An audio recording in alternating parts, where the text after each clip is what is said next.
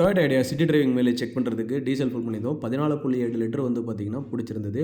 Already ஒரு time tank full பண்ணி வந்து பார்த்திங்கன்னா ஓட்டியிருந்தோம். 225 கிலோமீட்டர் ஓடிருந்தது. ஸோ இப்போ வந்து டீசல் ஃபில் பண்ணலான்னு சொல்லிட்டு ஃபில் பண்ணும்போது 14.78 லிட்டர் வந்து டீசல் பிடிச்சிருந்தது.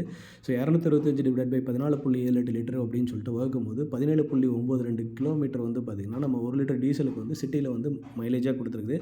ஆல்மோஸ்ட் க்ளோசர் டு 18 கிலோமீட்டர் கிட்ட மைலேஜ் கொடுத்துருக்கு. ஸோ இந்த வண்டி வந்து பார்த்திங்கன்னா 2012 பர்ச்சேஸ் பண்ண வண்டி.